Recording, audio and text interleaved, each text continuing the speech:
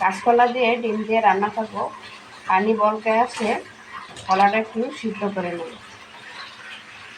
আসসালামু আলাইকুম। কলাটা ভাজা হয়ে গেছে, নামিয়ে নেব। ডিম ভাজার জন্য সয়াবিন তেল,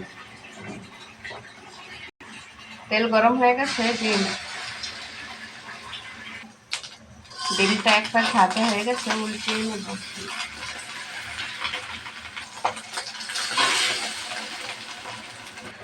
ডিম ভাজা হয়ে গেছে, ছোট ছোট করে কাইটে নিয়েছি। কলাটা একটু ভাজে নিব। কলা ভাজার জন্য সরিষার তেল, তেল গরম হয়ে গেছে।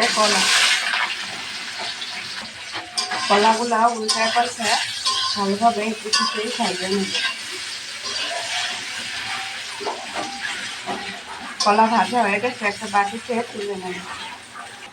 কলা রান্নার জন্য পেঁয়াজ কুচি আর কাঁচামরিচ, পেঁয়াজটা ভালোভাবে ভাজে নেব।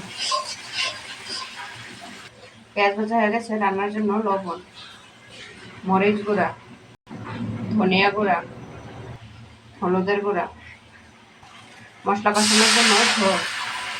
মশলাটা ভালোভাবে কষিয়ে নেব। মশলা কষানো হয়ে গেছে। ভেজে রাখা ডিম আর কলা, ঝোলের জন্য গরম পানি, জল অল্পই দিলাম, একটু নাড়াচাড়া করে নেব। 3-4টা বলক হলেই তরকারিটা হয়ে যাবে। কলা দিয়ে ডিম দিয়ে রান্না হয়ে গেছে। জলটা মাখা মাখা রেখেছি।